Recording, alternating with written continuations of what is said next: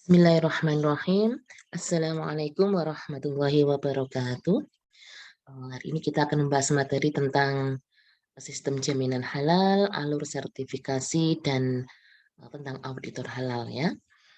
Sebenarnya kurikulum ini eh, harusnya disampaikan cukup panjang ya. Jadi ada kurikulum tersendiri tentang sertifikasi halal, sistem jaminan halal dan sebagainya yang biasanya diberikan pada pelatihan-pelatihan yang cukup panjang ya. Jadi bisa sampai ratusan jam, bisa sampai misalnya 1 minggu begitu. Tapi di sini kita kenalkan secara garis besar tentang sistem jaminan halal yang ada di Indonesia. Nah, ini sebagai dasar nanti yang tertarik untuk bekerja di bidang halal. Jadi ini akan Anda bisa mempelajari lebih lanjut ya.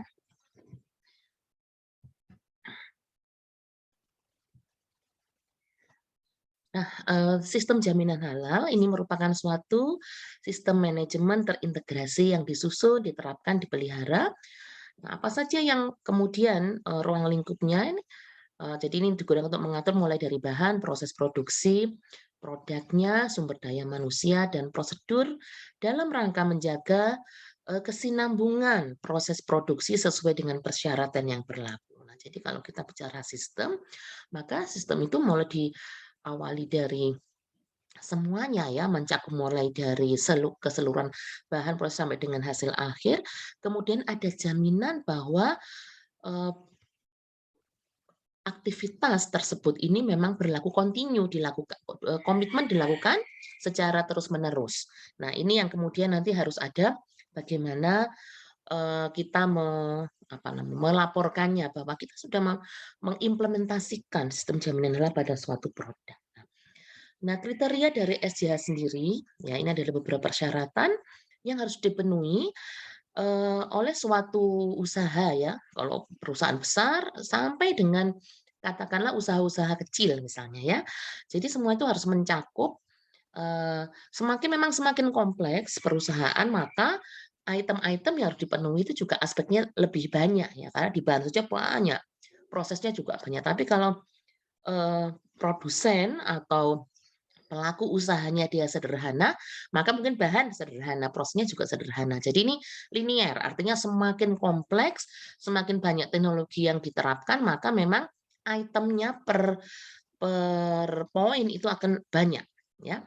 Nah, 11 kriteria itu apa saja yang harus dipenuhi? Satu, kebijakan halal, kemudian tim manajemen halal, kemudian pelatihan, bahan, produk, fasilitas produksi, prosedur tertulis untuk aktivitas kritis, kemampuan telusur, penanganan produk yang tidak memenuhi kriteria, adanya audit internal sampai dengan kaji ulang manajemen. Nah, jadi ini kalau pada perusahaan besar harus memenuhi ya untuk mendapatkan atau sistem jaminan halal ini ke-11-nya ini tadi harus terpenuhi ya. Jadi kalau kita melihat ke suatu perusahaan yang memproduksi apa makanan lah atau kemudian barang gunaan atau kosmetik, maka ini kemudian mana apa namanya? Jadi bagian-bagian ini mana buktinya yang kalau memang sudah diterapkan ya.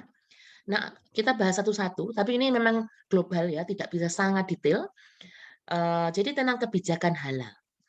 Apa kebijakan halal? Ini adalah komitmen tertulis untuk menghasilkan produk halal secara konsisten. Jadi kalau suatu pelaku usaha ya atau produsen yang ingin menerapkan, ini mendapatkan sertifikat halal, berarti harus menerapkan sistem jaminan halal, dia ada kebijakan. Jadi ada dokumennya. Dokumen itu berarti berupa semacam ya dokumen tertulis ya bahwa perusahaan memang berkomitmen begini begini begini.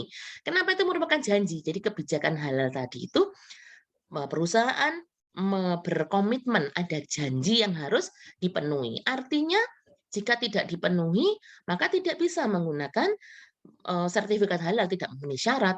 Nah, dan tidak boleh mencantumkan label halal. Jadi komitmen ini bisa ditagih. Yang nagih itu bisa dari lembaga pemeriksanya, ya seperti katakanlah dari yang memberikan sertifikat, ya Kementerian Agama misalnya, atau kalau dulu LPPOM MUI. Kalau ini tidak kemudian ada perubahan, maka atau ada yang tidak memenuhi syarat bisa dicabut. Bisa juga dari laporan masyarakat, ya Misalnya kebijakan halalnya ternyata ada kalimat-kalimat yang dirubah. Yang tidak. Jadi ini harus ada, perusahaan harus punya ya jika ingin menerapkan sistem jaminan halal. Kemudian yang kedua adalah tim manajemen halal. Tim berarti orangnya ya, jadi SDM-nya. Jadi sekelompok orang yang bertanggung jawab terhadap mulai dari perencanaan, implementasi, evaluasi sampai perbaikan SDH yang ada di perusahaannya. Kenapa sih kok ada perbaikan di sini? Karena namanya perusahaan pelaku usaha kan pasti ada inovasi, ada tambahan, oh ini. Jadi, semua pelaku usaha biasanya, eee, akan selalu ada hal yang baru, ada inovasi namanya ya. Jadi karena ya kebutuhan pasar, ada dari persaingan di bidang, apa namanya, konsumen dan sebagainya, maka pasti akan ada perbaikan. Nah, di sini harus ada orang, tim sekelompok orang tadi itu biasanya di bagian ya bagian dari HRD-nya begitu ya. Nah, orang ini yang memang khusus menangani tentang SJH. Jadi mulai perencanaan bagaimana, implementasi yang dilakukan seperti apa, ya mengawasi, mengevaluasi. Jadi evaluasi itu kan ada jadwalnya tersendiri. Nah, ini kalau pada perusahaan besar karena harus ada tim manajemen halal, orang ini harus mendapatkan pelatihan sampai dia dinyatakan kompeten. Nah, jadi misalnya orangnya, eee, orang ini ya, jadi yang sudah dia orang HRD tamu, tapi ini, apa namanya, produknya mau atau ingin menerapkan, sistem jaminan halal, produknya akan disertifikasi halal, maka, sebagian dari orang-orang HRD ini harus diikutkan pelatihan sampai paham. Nanti ketika dia sudah paham, dia mendapat lulus semacam ujian kompetensi begitu ya, maka dia harus ini, merencanakan sampai dengan melakukan perbaikan secara, apa namanya ya, jadi continue begitu. Nah, ini harus ada. Siapa nanti ditanyakan, siapa tim manajemen halal pada, eee, apa namanya, perusahaan ini. Nah, ini ada orangnya, ini orangnya ini kan dilihat kriterianya. Kriterianya memenuhi syarat nggak? Ya, mulai dari latar belakang, pengalamannya berapa tahun, berapa pelatihan-pelatihan apa saja yang digunakan. Nah, ini juga, salah satu hal yang penting, ya. Kemudian pelatihan nanti ada hubungannya dengan tim manajemen halal, ya. Jadi penting adanya pelatihan, kegiatan peningkatan pengetahuan, keterampilan, dan sikap mencapai tingkat kompetensi yang diinginkan. Jadi ada misalnya tim manajemen halal di perusahaan tadi sudah mendapatkan, sertifikat kompeten tentang halal, macam-macam nanti, apakah dia sebagai penyelia, ataukah dia nanti macam-macam begitu ya, pelatihannya. Nah, tim manajemen halal ini ketika mengimplementasikan, ini juga harus mengadakan, ya istilah pelatihan internal pada timnya. Nah, kalau misalnya ada beberapa anggaplah misalnya ada 3 orang ya, yang sudah artinya mendapatkan, sertifikat yang kompeten. Nah, dalam rangka mengimplementasikan itu kan harus dipahamkan orang-orang yang bekerja di dalamnya. Ini sistem yang di bagian produksi harus begini, bagian purchasing bahan harus begini. Jadi perusahaan harus ada pelatihan-pelatihan terkait halal. Nanti akan ditanyakan ini, pelatihan yang sudah dilakukan apa saja, terus siapa yang dilatih dan apa saja yang dilatih. Jadi intinya kan memberikan pelatihan pada orang yang nanti bekerja sesuai dengan bagiannya. Bagian belanja, purchase ya, bahan, ya dia diberi bekal bagaimana memilih bahan yang halal. Di produksi juga demikian, di pengamasan, di QC juga demikian. Nah, ini yang semuanya harus secara berkesinambungan, ini harus selalu ada pelatihan. Dan pelatihan biasanya nggak cukup sekali ya. Tadi kenapa? Nah, tadi loh karena namanya perusahaan itu ada inovasi. Jadi begitu ada formula baru, varian baru, maka harus ada, oh ini ya, harus ada sering ada pelatihan ya. Ini harus juga akan ditanyakan ya di dalam sistem tadi ya. Kemudian bahan, bahan mencakup bahan utama, bahan tambahan, dan bahan penolong ya. Jadi bahan-bahan tadi nanti dikategorikan seperti kita pelajari mana yang kritis dan yang tidak kritis. Nah, itu kalau bahannya mentah, kita bisa telusurnya ya, oh ya ini tanam apa namanya, misalnya sayur, buah. Kalau dia kemudian hewannya juga demikian ya, dia disembelih dengan cara syariat atau tidak, mana sertifikatnya. Tetapi kalau bahan-bahan yang merupakan produk-produk hasil olahan teknologi, maka yang ditelusuri adalah pembeliannya. Ya, jadi pembeliannya purchase-nya itu apakah bentuk invoice ya, kalau di warung berarti mungkin nota, mereknya apa itu ditelusuri. Nah, ini bagian orang bahan ini juga harus paham, bahan bakunya harus halal, bahan tambahan, bahan penolong, dan semua bahan bakunya ini harus dipastikan halal. Jadi kalau ingin menerapkan SJH, jadi semua bahan, mau bahan utama yang banyak, yang besar, ataupun bahan-bahan tambahan yang jumlahnya sedikit sekali, itu harus ada dokumen yang menyatakan dia benar-benar halal. Ya. Nah, yang berikutnya adalah produk. Nah, jadi produk yang dihasilkan ya. Jadi di sini produk yang didaftarkan untuk sertifikasi halal ini meliputi produk retail, non retail, produk akhir atau intermediate. Jadi ini tergantung perusahaannya. Ada yang produknya berupa produk retail ya, bisa langsung diecer begitu ya.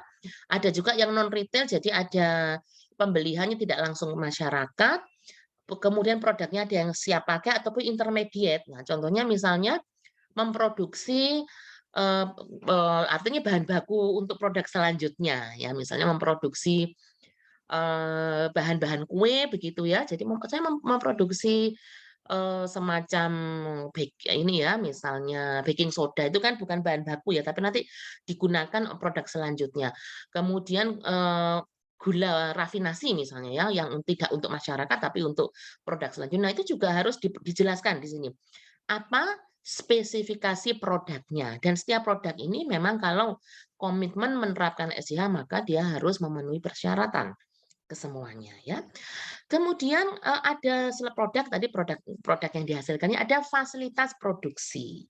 Pabriknya ya, pabriknya atau tempat produksinya kalau pada industri kecil ya berarti adalah apa ya? Anggaplah kalau dia warung berarti ya dapurnya mungkin begitu ya. Nah, ini namanya fasilitas produksi.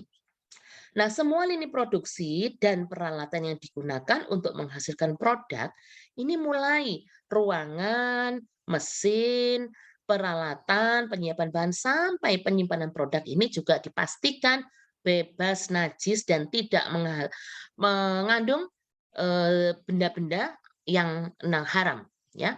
Nah, jadi ya mulai dari ruangan ya. Jadi ruangan ini seringnya begini misalnya kalau pada perusahaan besar ya, jadi kalau pada perusahaan besar ada ruangan produksi, kemudian ada di pos penjagaan ada anjing, itu dipastikan area anjing tidak boleh masuk di sekitar ruang produksi, termasuk orang yang bertanggung jawabnya. Jadi misalnya orang produksi itu nggak boleh pegang anjing ya, karena dia najis najis berat. Jadi siapa yang di bagian keamanan? Termasuk ada metode, ada semacam apa namanya, cara bagaimana misalnya tersentuh anjing, air liur anjing, cara mencucinya bagaimana. Misalnya orang ini ya, dia bagian bagian di dia juga keamanan, tapi dia juga membantu di gudang begitu ya. Nah, kalau dia kontak dengan anjing harus cuci tangan dulu sebelum ngangkuti benda-benda. Nah, itu apa? Dalam rangka menjaga bahwa seluruh fasilitas produksi ini tidak terkontaminasi najis. Nah, jadi di situ kemudian harus dijelaskan bagaimana jika begini ada hal-hal yang menyebabkan dia kontak dengan najis. Termasuk juga misalnya begini, jadi katakanlah ini contoh di rumah potong hewan ya. Jadi rumah potong hewan itu ada bagian sapi, kambing, ada juga babi. Nah, itu harus terpisah. Anggaplah gedungnya besar banget ya. Besar, harus ada ruangan apa namanya, tempat potong hewan sendiri-sendiri, ngangkutnya itu nggak boleh kontak. Ya, boleh-boleh saja rumah potong hewan itu ya menyediakan untuk sapi, untuk kambing, untuk babi, tapi bagaimana mengatur tidak kontak? Karena yang sapi harus ada jaminan dia halal dan tidak kontak dengan najis, kambing juga demikian. Itu harus ada alurnya tersendiri. Nah, itu di sini maksudnya bahwa fasilitas produksi harus dijamin halal dan tidak terkontaminasi najis. Kemudian aktivitas kritis. Nah, jadi ini berhubungan dengan aktivitas. Aktivitas kritis merupakan aktivitas pada serangkaian proses produksi yang bisa mempengaruhi status kehalalannya. Ya, jadi kadang-kadang pada beberapa aktivitas itu ada yang dipandang dia kritis atau dia tidak menjamin satu yang halal. Nah, ini ada beberapa misalnya ini nanti ada hubungannya. Kemudian setelah aktivitas kritis ada penanganannya. Jadi di sini yang termasuk aktivitas kritis. seleksi bahan baru, pembelian bahan, adanya bahan produk baru, pemeriksaan barang datang, produksi, pencucian fasilitas, penyimpanan dan penanganan bahan dan produk, sampai dengan transportasi. Jadi, jika ada aktivitas yang kemudian dalam temuannya dia meragukan kehalalannya, maka harus bagaimana? Nah, ini bisa juga bahan, ya. Kadang-kadang bahan yang sudah kita purchase, kemudian kehabisan stok membeli bahan yang baru itu kan harus dilihat, dicek kembali, ya. Kemudian kalau mengembangkan produk-produk baru juga demikian, apakah dalam bahan bakunya dan proses pembuatannya ini memenuhi persyaratan. Jadi ini kemudian jika ada aktivitas kritis, maka harus ada perbaikannya. Perbaikannya bagaimana? Nah, pencucian fasilitas, contohnya begini, ini kalau panci mudah ya, misalnya panci ini kemudian dijilat anjing, ya. Nah, nggak perlu dibuang pancinya, tapi dicuci 7 kali, salah satunya dengan tanah atau dengan debu. Itu kalau panci ya, panci dan tangan kita. Itu kalau misalnya yang contoh kecil dapur. Bagaimana kalau mesin? Ada cara mencucinya ya. Jadi misalnya kasus oh ternyata yang dia beli dari luar negeri nih. Ya, kemudian ternyata ada indikasi bahwa salah satu bahan itu berasal dari bagian dari babi. Nah, najis mughaladz semua sak pabrik. Maka harus ada pencucian fasilitas. Ada caranya. Ya, jadi yang seperti eh, pipa-pipa begitu, bagaimana mencucinya? Tadi kalau panci kan mudah ya, kita bayangkan nyuci panci begitu. Tapi kalau sudah masuk ke fasilitas, dia memang harus di-flushing atau dia dibilas dengan ya harus dengan tenaga yang tinggi ya. Dan harus memenuhi persyaratan, harus caranya memenuhi persyaratan sehingga najis mughaladhanya hilang. Ya, apakah dengan air dulu kemudian diberikan entah semacam ya tanah mungkin jangan tanah yang kasar ya, nggak boleh tanah yang kasar ya. Jadi mencucinya harus terwakili dengan tanah mungkin yang halus. Bagaimana setelah dia masuk kemudian dicuci lagi. Jadi itu memang jika pabrik tadi atau fasilitas produksi terkontaminasi najis harus dipastikan bagaimana cara mencucinya dengan benar yang sesuai dengan syariat Islam. Ya, jadi bagaimana cara mencucinya itu ada kalau di tingkat semacam pabrik ya. Kemudian telusur ya, kemampuan telusur. Jadi ada prosedur menjamin produk yang disertifikasi ini ada jadi ada dokumennya. Makanya nanti mau repurchasing, beli kalau beli pabrik namanya invoice kan ya biasanya pembelian ada surat jalan dan sebagainya itu ada datanya semuanya. Kalau pabrik pasti ada tim manajemen yang mencatat semuanya. Barang datang. Ini apa? Mereknya apa? Spesifikasinya apa? Dokumen pendukungnya kalau dia halal apa? Dan dicek, di cross check. Jadi enggak ada pasti yang di cross check ya kalau pembelian itu begitu datang ya kontainer atau apa ada dokumen dicocokkan antara dokumen dengan benda yang diterima itu harus ada. Itu pun kadang-kadang kan disampling ya kalau dalam satu kontainer ya disampling. Sering ada kemungkinan maksudnya di situ ada yang tidak sesuai. Nah, itu juga baru dari bahan produksi juga demikian caranya produksinya itu harus ada rekamannya. Ya, ada rekamannya yang digunakan menelusuri. Kenapa ini penting apabila terdapat hal yang menyebabkan tidak halal, itu bisa kita telusuri dari bahan bakunya, kalau bahan baku yang mana, pada produksinya, pada pengemasannya, atau pada tahapan mana.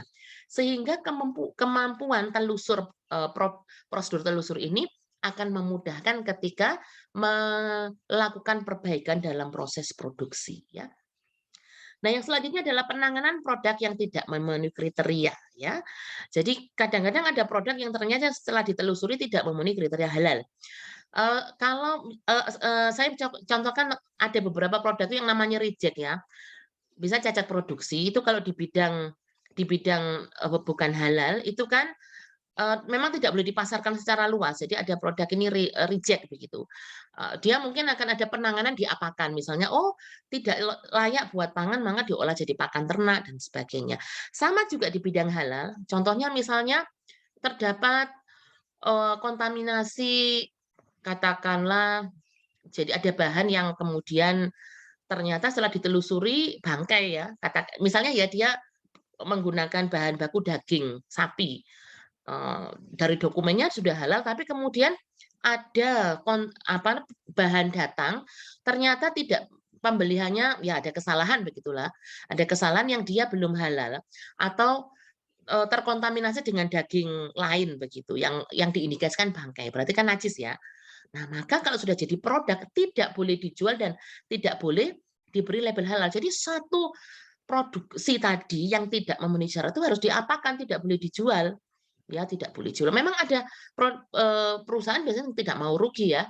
Jadi bisa misalnya begini, kornet ya, yang ini harusnya halal begini, tapi kemudian ada satu batch produksi ini yang ditenggarai tidak halal. Tadi katakanlah contohnya dagingnya entah terkontaminasi dengan bangkai, entah kemudian dianggap apa tidak memenuhi syarat lah. Ada beberapa bahan atau nggak hanya bahan utama, mungkin bahan penolongnya ya, entah tepungnya, entah bumbunya begitu. Nah, bagaimana kornet itu sudah sekian ton produksi, tadi salah satunya kemudian dia bisa dikemas, kemudian diberi ini ya, jadi diberi keterangan bahwa dia tidak, jadi tidak boleh diberi label halal maksud saya ya. Kemudian yang sering digunakan tadi supaya tidak rugi banget itu bisa digunakan tadi untuk pakan ternak atau untuk jadi kegiatan-kegiatan yang atau untuk produk-produk lain yang tidak untuk merek awalnya ya, produk awalnya. Itu namanya menangani produk yang tidak memenuhi kriteria. Termasuk juga yang tidak memenuhi kriteria biasanya kalau bukan yang di bidang halal ya mikrobanya tinggi, itu kan nggak bisa dijual ya, jadi ada cacat-cacat produksi lah. Ini kemudian harus ada penanganan dan itu harus ada prosedur tertulis. Jadi setiap kali batch produksi itu kan ada QC-nya kan, dicek kembali. Nah, kalau ada ditelusuri ada satu hal yang menyebabkan dia tidak bisa halal, padahal sudah terlanjur produksi, nah ini juga tidak boleh dijual, ini bisa dituntut secara hukum salah, ya. Nah ini kemudian namanya ada prosedur bagaimana menangani apabila produknya tadi tidak memenuhi kriteria, ya. Kemudian audit internal, ya.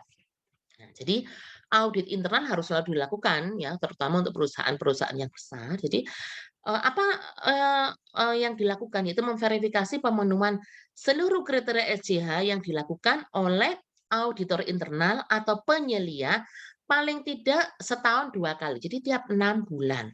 Jadi kan namanya perusahaan itu kan berproduksi terus-menerus ya. Sudah ada dokumen ini mulai dari bahan, produksi, telusur, penanganan kritis. Nah, setiap 6 bulan tuh harus ada reportnya, ada laporannya. Oh, bulan ini begini, bulan ini begini, bulan ini begini. Nah, itu namanya adanya audit internal. Kenapa perlu audit internal?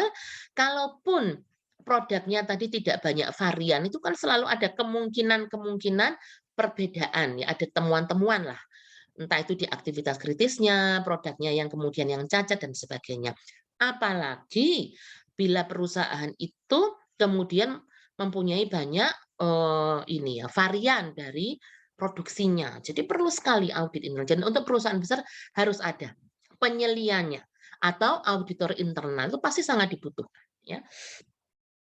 Kemudian kaji ulang manajemen ya. Jadi setelah dilakukan audit internal harus kaji ulang manajemen. Jadi seluruh mulai dari top manajemennya ini dievaluasi bagaimana pelaksanaan sistem jaminan halal secara keseluruhan. Nah, kalau audit internal itu minimal 6 bulan, maka untuk kaji ulang itu setiap mulai dari top manajemen sampai dengan bawah paling tidak 1 tahun sekali. Ya, jadi ini meliputi audit internal, kemudian eksternal, perubahan-perubahan, dan semuanya harus ada bukti tertulis. Jadi kalau masuk di perusahaan, semua aktivitas itu harus ada dokumennya. Ya, ya kalau dulu dokumennya kertas begitu ya, tapi kalau sekarang kan bisa di PDF. Misalnya pembelian, itu kan invoice-nya bisa itu harus disimpan. Ini pembeliannya, ini prosedur ininya dan katakanlah foto atau video dari ininya ya, produksinya. Nah, di situ akan harus tertulis dengan jelas. Kalau dokumen-dokumen tadi dia awalnya dia dalam bentuk soft file, maka perlu kemudian ada di setiap melakukan audit atau kaji ulang ya kemudian dicetak, ya ditunjukkan ini buktinya bahwa kita sudah melakukan kaji ulang manajemen ya. Nah, kemudian itu tadi tentang sekilas tentang SJH ya, kita ke alur sertifikasi. Jadi kita sangat bersyukur alhamdulillah di Indonesia ini tentang sertifikasi halal itu sudah lama diterapkan ya. Bahkan ini mulai dari saya masih sekolah ya, masih kuliah, tahun 90-an ya Anda mungkin baru lahir begitu ya, semangat atau giroh untuk melakukan semacam sertifikasi halal ini sudah dilakukan dan dilakukan juga di Malang ya. Di Malang di UB pionirnya ada beberapa penelitian yang mengarah bagaimana menjamin produk ini halal. Jadi itu nanti Anda belajar baca sejarahnya tentang ini ya, termasuk lahirnya ITSMI ya. Nah, sekarang kita ke yang sekarang ya, yang sudah berlaku saat ini.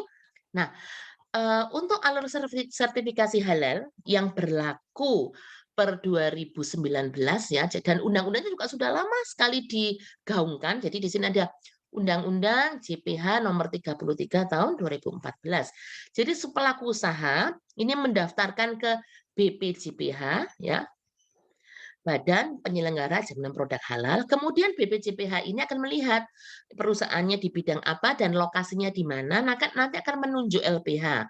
Salah satu LPH yang sudah established itu adalah LP POM MUI yang ada di setiap provinsi. Nah, jadi BPJPH, oh kalau pabrikmu di Pasuruan berarti nanti yang ditunjuk biasanya LPH dari ya daerah Jawa Timur supaya nggak kejauhan ya karena kan nanti kan melakukan ini ya, jadi melakukan pemeriksaan di tempat produksinya. Nah, kemudian secara LPH melakukan pemeriksaan dokumen, pemeriksaan visitasi, pemeriksaan laboratorium jika diperlukan, maka hasilnya diberikan ke MUI. Apa wewenang MUI adalah lembaga atau ini jadi suatu ya boleh dikatakan lembaga ya atau organisasi begitu yang akan melakukan sidang fatwa. Jadi kalau LPH ini memberikan kesimpulan ya, jadi LPH adalah lembaga pemeriksa halal memberikan dokumen bagaimana perusahaan ini begini, bahan bakunya begini, maka nanti MUI akan memeriksa, disidangkan. Nah ini kan MUI adalah Majelis Ulama Indonesia, jadi berbagai yang diisi oleh beberapa ormas, ulama yang nanti akan melakukan sidang. Nah, kemudian disidangkan, jadi LPH tidak boleh mengeluarkan sertifikat halal, bukan bidangnya. LPH, lembaga pemeriksa halal, diisi orang-orang yang biasanya berbasis sains ya, memeriksa tadi, oh ini begini, mengandung ini kritis, ini tidak kritis, ini memenuhi syarat, tidak memenuhi syarat, begitu. MUI yang berwenang menerbitkan fatwa. Ya, jadi ini jangan kemudian kadang-kadang masyarakat, oh ini sekarang sudah banyak LPH di UIN minta tidak bisa. Fatwa itu harus ulama. Karena ulama memiliki kompetensi ilmu yang mumpuni di bidang fatwa. Sedangkan yang di LPH yang banyak diisi orang-orang sains itu memeriksa dokumen dan materialnya sesuai dengan bidangnya ya. Sesuai dengan bidang juga. Nah, kemudian baru setelah disidangkan oleh MUI akan terbit dia layak mendapatkan sertifikat halal atau belum ya. Nah, ini tentang Undang-Undang JPH ya. Jadi adanya kepastian hukum dan jaminan produk yang beredar ini penting untuk melindungi konsumen, apalagi di Indonesia mayoritas Muslim. Ya. Nah, bagi pelaku usaha ini kadang-kadang ada yang apa ya sentimen ya a priori. Kenapa sih ini adanya Undang-Undang JPH yang nanti akan mempersulit pelaku usaha? Seharusnya tidak. Kenapa? Dengan adanya JPH, pelaku usaha komitmen melaksanakan sistem jaminan halal, maka pasarnya lebih luas. Ya, pasar lebih luas contohnya begini, kita bisa mengekspor misalnya sampai ke negara-negara muslim atau misalnya di daerah yang muslim minoritas ya, misalnya di NTT, di Bali, mereka produksi macam-macam nih kue, kemudian apa minuman gitu. Kalau kemudian dijual ke Jawa Timur misalnya ya. Nah, itu kalau sudah ada jaminan halal kan lebih lega. Jadi orang kan konsumen sekarang yang memilih kan. Oh, saya mencari misalnya kacang begitu ya. Kacang dari Bali kan khas begitu ada. Oh, ini kacang khas dari Bali. Tapi kalau dia halal kan konsumen muslim kan lega. Oh, ini berarti sudah halal, minyaknya minyak nabati, tidak ada campur. Tapi kalau tidak ada halal kan bagaimana? Mungkin minyaknya nabati tapi kejilat sama anjing dan sebagainya. Nah, ini penting.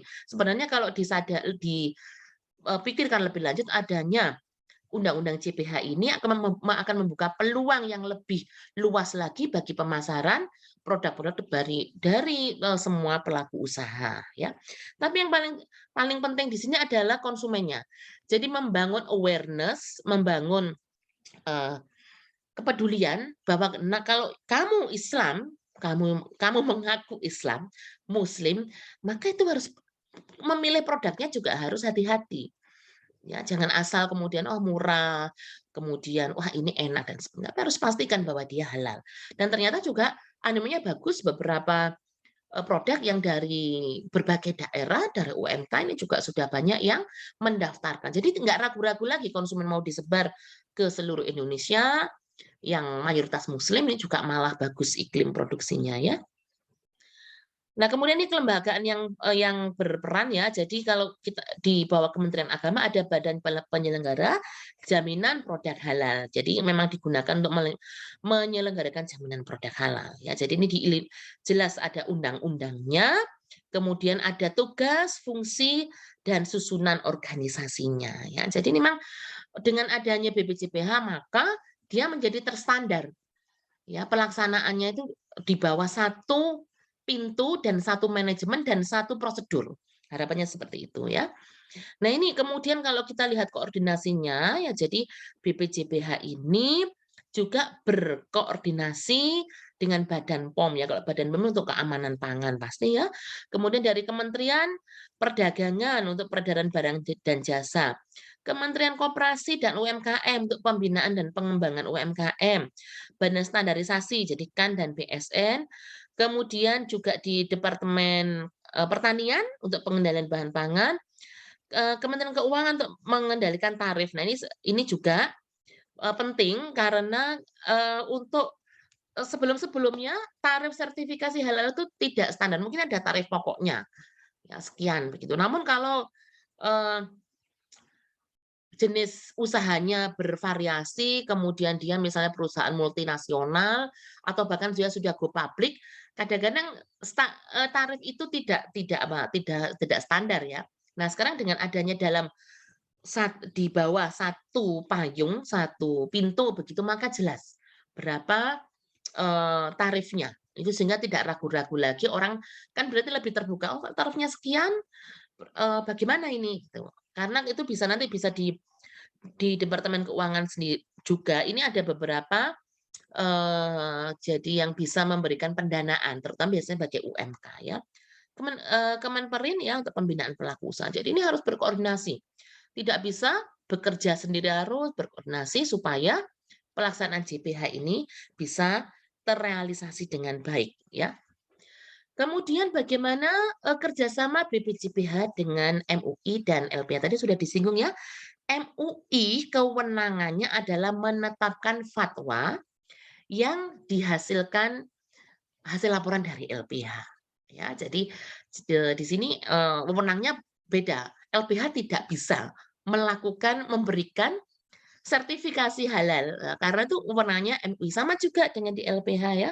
Jadi LPH di sini memeriksa, menguji produk, kemudian akreditasi dan sebagainya. Nah, di sini jelas bagaimana kerjasama, wewenang dan koordinasinya ya. Nah, ini ada beberapa istilah ya. Jadi LPH ya. LPH merupakan jadi bisa dari pemerintah teman swasta, ini ada diajukan oleh lembaga keagamaan atau juga dari lembaga keagamaan Islam yang berbadan hukum. Jadi bisa misalnya dari LP POM MUI, salah satu yang sudah lama berjalan, sudah established lama. Ada juga beberapa LPH yang berasal dari perguruan tinggi. Bisa juga dari lembaga swasta seperti ormas juga bisa ya. Jadi lembaga pemeriksa halal ini memang lembaga yang tugasnya tadi memeriksa kehalalan. Nanti harus ada persyaratannya ya. Nah, kemudian auditor halal ini hubungannya dengan LPH. Jadi LPH harus punya namanya auditor halal. Auditor halal ini adalah seseorang yang memenuhi persyaratan sebagai auditor halal, baik dari latar belakang pendidikan, kemudian kemampuannya harus dibuktikan dengan sertifikat yang kompeten, dia sebagai auditor. Nah, auditor halal ini melekat pada suatu LPH, dia diangkat dan diberhentikan. Jadi kalau ada LPH UIN Malang, dia punya auditor halal, Nah, auditor halal ini diangkat oleh LPH-nya. Ya, jadi bisa enggak orang kampus misalnya menjadi auditor halal di tempat lain? Boleh. Misalnya ya Anda menjadi auditor halal di Ormas, di NU, di Muhammadiyah bisa. Ya, ini pilihan. Nanti yang jelas ada home base-nya auditor halal. Dia ikut siapa? Apakah ikut Ormas atau ikut LP POM atau ikut perguruan tinggi itu bisa ya. Nah, label halal adalah tanda kehalalan produk yang ditetapkan BPJPH dan berlaku nasional. Ya, jadi labelnya itu ya yang halal MUI itu. Sedangkan sertifikat halal ini pengakuan halal suatu produk yang diterbitkan BPJPH. Jadi bentuknya sertifikat. Kalau label itu ya yang bulat itu ya yang ada di produknya. Kalau sertifikat ya bentuknya sertifikat biasanya kalau di warung ditempelkan di figura begitu ya. Kalau di informasi produk itu juga bisa ada, biasanya diserahkan. Mana sertifikat halalnya, dia akan mencantumkan PDF bahwa sudah tersertifikasi halal per tanggal sekian dan berlaku sampai tanggal sekian ya. Nah, ini alurnya, jadi alur pengajuan sertifikasi halal ya. Nah, jadi kalau tadi yang singkat ini pelaku usaha ya, pelaku usaha ini dia harus tahu dulu ya instrumennya, kemudian mengisi, ya, mengisi macam-macam, mulai bahan, proses ini, bahan tadi juga dilakukan, diberikan lampiran dokumen-dokumen pendukung ya. Kemudian setelah dokumennya dia lengkap, dia bisa daftar online. Ya, daftarnya online. Kemudian ada pemeriksaan secara administrasi. Di sini juga ada petugas yang memeriksa dari sistem itu namanya ada ada si halal ya yang baru itu namanya nanti akan ada yang memeriksa. Nah, jika dalam pemeriksaan administrasi ada yang tidak lengkap akan dikembalikan ke pelaku usaha. Misalnya, ini anggap yang sederhana ya. Ternyata ada bahan baku, misalnya bahan penolong yang tidak ada sertifikat halalnya. Jadi kan ada yang kurang di sini atau dalam aktivitasnya ada yang diduga kritis, maka akan dikembalikan ke pelaku usaha ya. Nah, jika secara administrasi dia sudah memenuhi syarat, maka ini akan dilanjutkan ini ke LPH. Nah, yang menunjuk ya BPJP tadi misalnya di Jawa Timur, LPH-nya ada LP POM MUI, sekarang ada LPH-nya UB ya, yang sudah ada juga ya, nanti insya Allah akan disusul, artinya sudah bisa kerja, yang sudah bisa jalan. Jadi LPH-LPH yang lain ini sedang proses untuk bisa terakreditasi dan bisa jalan. Nah, kemudian LPH yang ditunjuk akan melakukan pemeriksaan juga, ya.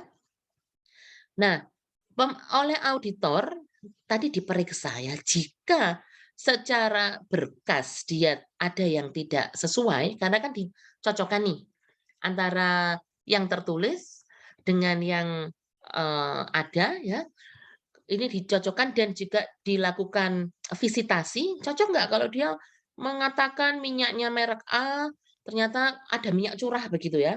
Nah, maka kalau nggak cocok dikembalikan lagi. Oh, kamu nggak cocok. Ada yang di dokumen dengan di lapangan tidak sesuai. Nah, ini tugasnya LPH ini selain ya satu memeriksa dokumen, kemudian mencocokkan antara yang ada di dokumen dengan kondisi real di pelaku usaha. Nah, itu. Nah, kemudian jika ada yang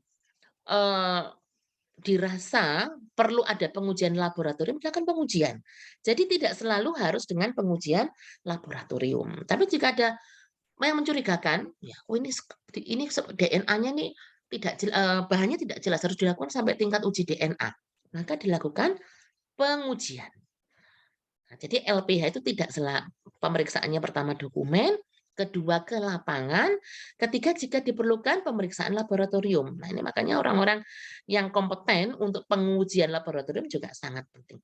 Nah, jika kemudian sudah memenuhi persyaratan, maka dilaporkan kembali ke BPJPH. Nah, BPJPH ini akan menyerahkan kepada MUI untuk melakukan sidang fatwa. Nah, sidang fatwa ini kemudian jika dipandang dia memenuhi persyaratan, maka akan terbit sertifikasi halal. Namun ada kalanya ternyata tidak memenuhi persyaratan. Nah, di sini jadi karena kompetensi dari LPH ini memeriksa dokumen sesuai dengan protap begitu ya. Kemudian di pengujian, namun di sini juga ada beberapa hal yang menjadi pertimbangan dari MUI untuk mengeluarkan fatwa halal atau tidak. Jika tidak memenuhi persyaratan, nanti kan ada catatan mana yang tidak memenuhi persyaratan, tidak bisa terbit dan dikembalikan ke pelaku usaha. Nah, di sini kan selalu ada catatan ya, artinya mulai dari sini, di sini ada catatan ketidaksesuaian yang mana diperbaiki. Dari LPH juga mungkin, mana yang tidak memenuhi persyaratan, bahkan sampai dengan MUI. Ya, MUI mungkin kalau ini saya tidak bisa ini banyak ya karena bukan bidang saya juga. Apakah mungkin dari LPH memenuhi syarat tapi dari MUI tidak? Bisa juga. Ya, bisa juga karena di sini memang wewenang dari ulama ya sesuai dengan syariat Islam ya. Nah, itu kan ada apa namanya ada pertimbangan tersendiri. Nah, kita ke pemeriksaan proses produk halal ya. Nah, jadi di sini LPH harus mempunyai auditor dan ketika dia terjun ke lapangan harus ada surat tugas ya. Nah, biasanya untuk satu pelaku usaha ada 2 auditor halal yang ditugaskan kemudian melakukan pemeriksaan pembuktian kesesuaian ya yang kalau pelaku usaha mengatakan sudah melaksanakan proses produk halal dibuktikan bahannya, prosesnya itu harus didatangi betul atau tidak. Ya, nanti dicocokkan. Nah, kemudian standar pemeriksaan ditetapkan oleh kepala badan dan pelaku usaha wajib memberikan informasi yang sejelas-jelasnya pada auditor halal tadi. Nah, itu nanti tugasnya dari auditor halal ini, tugasnya memeriksa dan mengkaji bahan yang digunakan dicocokkan. Jadi periksa. Jadi memeriksa dan mengkaji prosesnya, sistem penyembelihan, lokasi produksi, peralatan, ruang produksi, penyimpanan, distribusi, penyajian, memeriksa dokumen sistem jaminan halal, kemudian melaporkan hasil pemeriksaan kepada LPH, jadi kesimpulannya bagaimana, dan juga beberapa hal-hal teknis lainnya. Ya, misalnya ada beberapa aturan tambahan tergantung dari pelaku usahanya, ya serumit apa jenis usahanya. Jadi kadang-kadang ada beberapa hal teknis yang harus diuji. Ya. Nah, pemeriksaan laboratorium, tadi kita singgung sebentar bahwa kapan dilakukan jika ada bahan yang diragukan kehalalannya. Ya, jadi kalau sudah jelas misalnya minyak goreng merek A sudah SH-nya tidak perlu diuji lab. Kemudian dagingnya sudah SH, tapi jika ada yang diragukan, yang dokumennya tadi tidak jelas ya, kemudian atau masih meragukan, biasanya adalah dokumen-dokumen yang produk-produk yang impor, bahan tambahan dan sebagainya, maka memang jika diperlukan harus dilakukan pengujian laboratorium. Nah, syarat dari laboratorium juga harus terstandar ISO 17025. Kalau LPH belum memenuhi lab yang terstandar ISO, bisa bekerja sama dengan lembaga lain. Ya, jadi misalnya, kita belum punya ada labnya tapi belum terstandar ISO 17025, boleh bekerja sama. Ya.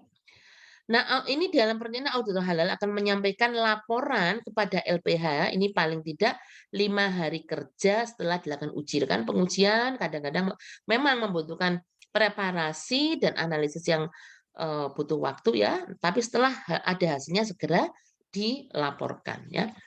Nah, kemudian ada auditor halal, ada penyelia halalnya. Jadi aturan tentang penyelia halal ini diatur juga oleh pemerintah ya. Jadi penyelia halal merupakan SDM internal dari perusahaan yang bertanggung jawab pada proses produk halal. Nah, setiap perusahaan wajib memiliki penyelia halal. Ini peluang juga ya bagi Anda yang tertarik di bidang halal dengan adanya undang-undang JPH maka wajib. Nah, kriteria dari penyelia halal adalah satu beragama Islam, memiliki wawasan yang luas tentang syariat halal dan sudah mempunyai sertifikat kompetensi penyelia halal. Jadi harus ikut pelatihannya, ya. Kemudian harus juga lulus ujian kompetensi. Nah, ini penyelia halal. Penyelia halal juga disebut sebagai auditor internal. Jadi begini, sebelum dilakukan proses auditor halal oleh LPH, itu kan kita harus mempersiapkan nih. Ya sama dengan orang mau ujian begitu ya.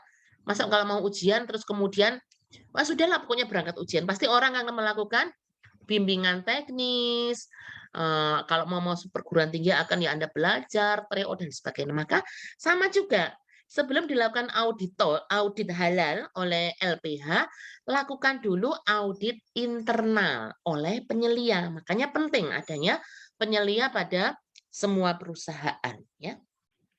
Nah, ini tugas penyelia ya.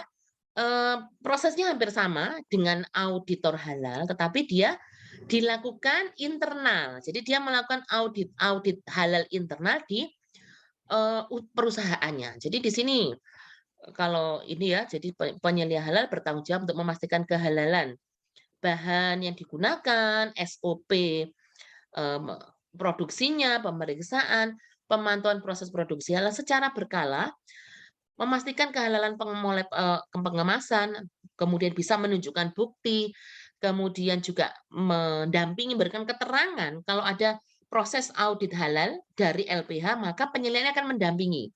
Oh, ini yang sudah dilakukan ini dan memberikan buktinya, ya. Ini ya. Nah, ini pentingnya penyelia halal yang ada pada perusahaan, ya. Nah, ini adalah tampilan dari ini ya, jadi sistem si halal yang ada di BPJPH. Jadi nanti pelaku usaha harus mempunyai akun dan punya password, kemudian dia login, ya login, kemudian memasukkan sesuai dengan kriterianya ya. Nah, kemudian pasti dia akan terkoneksi dengan OSS semua perusahaan ya. Nah, nanti di sini akan ada, ini contohnya yang si halal yang lembaga pendampingnya dari UIN ya, UIN Malang. Di sini ada draft pelaku usaha, ya dia dimasukkan, ya memasukkan. Jadi sini si halal adalah aplikasi layanan sertifikasi halal berbasis online atau web yang dikembangkan BPJPH untuk mendukung layanan sertifikasi halal. Itu bisa diakses dengan berbagai media, ya. Nah, ini pelaku usaha ini memasukkan draftnya. Nanti kan akan ada ini apa namanya? Jadi ada semacam formnya begitu, apa yang harus diisi, ada template-nya.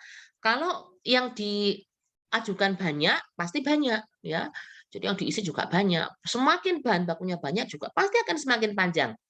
Ya tergantung tadi ya, produksinya apa, bahan bakunya apa. Nah, kemudian disubmit ya, disubmit. Nah, ini contoh yang untuk pelaku usaha yang UMK ya, jadi sederhana. Tapi kalau dia rank reguler atau perusahaan juga pasti lampirannya banyak, disubmit. Kemudian ada pengkoreksian oleh ya jadi oleh BPJPH pastinya ya, atau dari lembaga pendamping. Nah, jika ada draft yang tidak memenuhi syarat akan dikembalikan dan ada note-nya, ini yang tidak memenuhi syarat. Kalau dia sudah selesai akan terbit STTD. Jadi surat STTD ini artinya sudah memenuhi persyaratan, tinggal diajukan, baru diajukan ke sidang fatwa. Ini sudah wewenang MUI. Nah, kalau sidang fatwa sudah selesai akan terbit sertifikat halal dan selesai. Nah, ini ada alurnya ya. Alur yang ada pada sistem ya. Nah, kita ke pendamping PPH ya. Tadi ada auditor halal, ada penyelia halal, ada juga PPH, pendamping PPH. PPH ini adalah rangkaian kegiatan yang menjamin kehalalan produk ya. Jadi penyediaan bahan sampai penyajian. Nah, pendamping PPH, pendampingan PPH ini memang dilakukan terutama untuk UMK, usaha kecil mikro. Jadi produsen-produsen yang kecil ya, yang omsetnya kalau di bawah 2 miliar begitu per tahunnya. Nah, itu boleh melakukan namanya kegiatan self declare, tapi bukan self declare itu kemudian menyatakan halal sendiri sakara PDW tidak, tapi harus tetap memenuhi prosedur tadi. Jadi mulai submit, draft, submit sampai dengan selesai. Nah, pendampingan ini ada petugas yang nanti akan melakukan pendampingan. Jadi petugasnya juga sudah kompeten dan lulus ujian kompetensi sebagai pendamping PPH. Nah, pendampingan ini merupakan kegiatan mendampingi UMK dalam memenuhi persyaratan kehalalan produk sampai dapat sertifikasi halal. Nah, pendampingan PPH dilakukan oleh organisasi kemasyarakatan atau lembaga keagamaan Islam yang berbadan hukum atau perguruan tinggi. Contohnya adalah UIN Malang. UIN Malang ini salah satu lembaga pendamping, jadi mendampingi UMK untuk mendapatkan sertifikat halal. Jadi harus ada rumahnya ya. Tadi bisa perguruan tinggi, bisa ormas ya, bisa juga pondok pesantren yang kompeten ya, jadi memang punya SDM-nya. Nah, pendamping PPH ini tugasnya mendampingi pelaku UMK untuk memenuhi persyaratannya, ya sampai diperoleh sertifikat halal. Ya. Nah, saya kira itu ya untuk materi ini. Saya akhiri. Assalamualaikum warahmatullahi wabarakatuh.